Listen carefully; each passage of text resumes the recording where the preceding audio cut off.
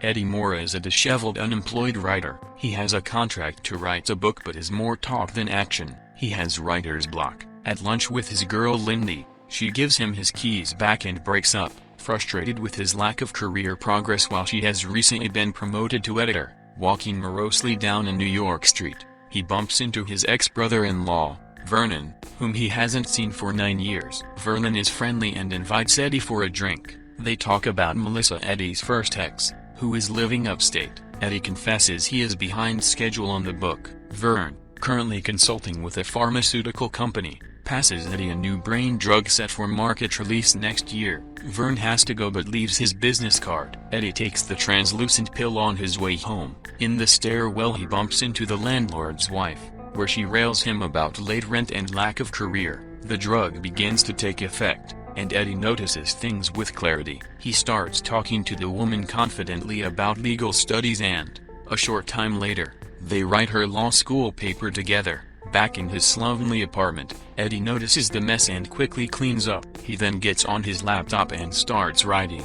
The words fly. The next morning he is back to normal, but he has several hundred pages of his book printed out. He takes them to his editor, who eyes them warily. At his apartment, he checks his voicemail. The editor is anxious to talk. She has read 40 pages and is impressed. Eddie goes to visit Vernon.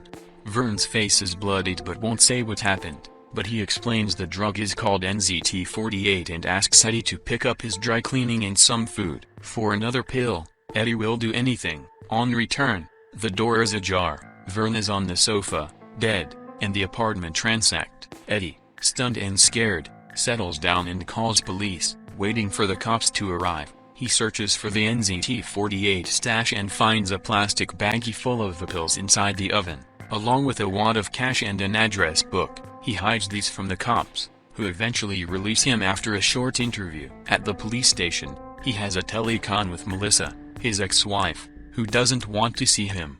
Back at home he takes another pill and gets a haircut, new clothes and motivation to finish the book in 4 days. He learns piano, cards, fitness, new languages, and talks like a know-it-all about everything to new friends. One of his listeners, stockbroker Kevin Doyle, gives him his business card. Thereafter, Eddie is invited to a jet-set beach party down south. He zooms around with a babe and a Maserati, then shows off by cliff diving from over 100 feet, revealing that a side effect of NZT is to move ever forward, no holding back. He has an epiphany on what to do for the rest of his life but realizes he needs lots of money to do it. He slowly starts day trading but needs more capital quickly. A cafe owner sets him up with a Russian loan shark, Gennady. The Russian hands him $100,000 but threatens to skin him alive if he doesn't pay it back. Now Eddie stock trades in earnest and rapidly increases his brokerage account to $2 million.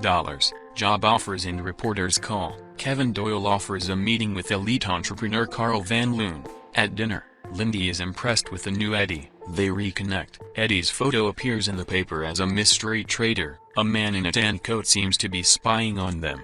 At night Eddie is nervous, sensing something. Eddie meets corporate trader Carl Van Loon in a restaurant.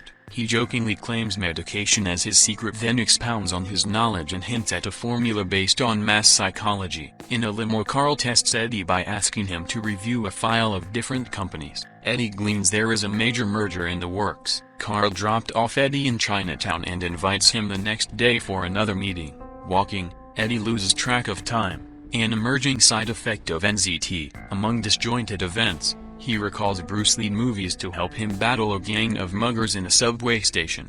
18 hours later he finds himself back to normal, limping but without memory of recent events. His can of NZT-48 is nearly empty and he can't decipher the corporate files anymore. He calls to beg off the meeting with Carl but Kevin convinces him to attend. Carl asks him about Hank Atwood, a corporate rival who came from nowhere to prominence 2 years ago. But on the TV Eddie notices a news item about the murder of a blonde woman in a hotel the previous day. He excuses himself and vomits outside, fearing he may have killed the girl during his blackout. Fearful of NZT side effects before taking another pill, Eddie tries to find Vernon's other clients to understand more, but each phone call is a dead end, with users either dead or hospitalized. The next call he makes coincidentally rings the phone of the tan coat tough guy sitting on the other side of a parkette. Eddie realizes the connection first and makes an escape. He meets his ex-wife Melissa in a cafe. She is a strung-out junkie who admits she took NZT,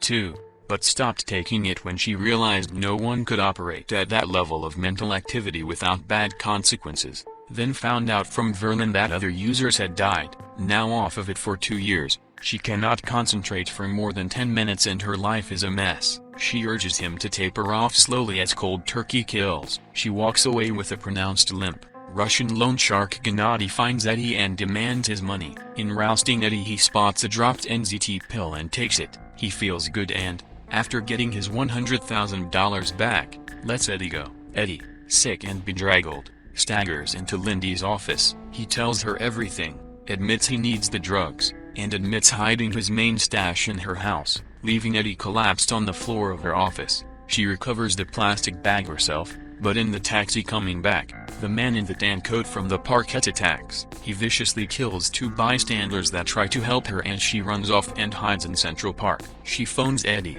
who encourages her to take one of the pills. Under its influence, Lindy escapes by using Ice Skating Girl as a weapon, gashing the face of the tan coat man. Eddie and Lindy sleep together, but in the morning she dresses and is somber. She wants nothing more to do with NZT. Eddie says he needs more time with it to set things up. Lindy leaves him. Once again Gennady meets Eddie, this time wanting more pills. Afterwards, Eddie hires 2 bodyguards. He meets Carl again, looking and acting sharp, and is put in charge of brokering the largest corporate takeover in history. Eddie has figured out the proper dosage to take, remembering to eat and sidestep alcohol to avoid blackouts. He orders a tailored suit with imperceptible compartments to hide his pills, and hires a chemist to reverse engineer the NZT pills in a short 6 months. At a restaurant business lunch, he recognizes a police detective from Vernon's death investigation watching him. The cop shows Eddie the photo of him in the newspaper, which identified him as being at the hotel of the murdered blonde. Eddie hires good lethal lawyer Morris Brandt, who gets him off against weak circumstantial evidence. Meanwhile the merger goes on and nears its conclusion. Eddie reveals plans to move on but Carl wants him to stay, acknowledging Eddie's freak ability, throwing it around like a trust fund baby, while pointing out he hasn't paid his dues through competition to know how to assess his competition. Finding his hotel room raided, Eddie buys an $8.5M secure condo fortress. On the street, he meets the Russian again, who wants 20 pills, or else, as he's about to receive $40 million from the Atwood merger. Eddie is confident he'll have enough money to deal with Gennady. At the office, though, Hank Atwood is a no-show. Carl and Eddie meet Hank Atwood's wife, who tells them Hank is in the hospital. The deal will close when he gets better. On the street he notices Mrs. Atwood's scarred limo driver, the man with the tan coat, and realizes Atwood must be an NZT user as well, who won't get better because he's run out of NZT. For now, Eddie must go to the police station and stand in an ID lineup, but his lawyer, Morris Brandt, gets him released. At the office, Carl is upset. Atwood is in a coma and Carl wants to know where Eddie has been, thinking Eddie knows what is going on and suspecting betrayal. In the washroom Eddie discovers his pills are missing, stolen. A box arrives addressed to him. Eddie grabs the box and exits, leaving a fuming Van Loon behind. Inside the box, the severed hands of his 2 bodyguards. At the condo Eddie watches TV and sees Mrs. Atwood and her lawyer, who's also his lawyer, Morris Brandt. As he realizes that's where his hidden pills went, he sees the Russians coming for him from the security cameras, who assault his steel door with a chainsaw. Eddie goes to the balcony edge, ready to kill himself rather than succumb to their undoubtedly painful torture. He suddenly remembers where one last NZT pill is and tries to retrieve it but loses it as the Russians break in. Gennady shoots up his own last pill, converted into an injectable form, and begins to prepare Eddie for the slow painful torture he's about to experience. With one final thrust, Eddie manages to turn the tables and kill Gennady. The other 2 Russian thugs, having been busy cracking Eddie's safe with drills, return to the room. Eddie manages to fight them off after lapping up Gennady's NZT-enriched blood, blinding one before killing both in self-defense. At the hospital Hank Atwood dies. Eddie realizes that, though Brandt stole his pills, He did not give them to Mr. Atwood. Eddie meets the man with the tan coat in the waiting room, who, now that his boss is dead, aids Eddie search through Brand's safe, where he finds his pills packet while the tan coat man watches over Brand, tied and gagged on the floor. 12 months later, Eddie's book is published, and he's running for the U.S. Senate. And why? He gets a surprise visit from Lee comes back, showing off his abilities. He says he is off NZT and doesn't need it, having become permanently enhanced, and pushes Carl away. At an upscale Chinese restaurant, Eddie and Lindy are together again. He orders his food in fluent Chinese, then notices Lindy's bemused stare. "What?" he asks with feigned humility. Please leave a like or a comment if you liked the video. So that's all for today folks, see you in the next video.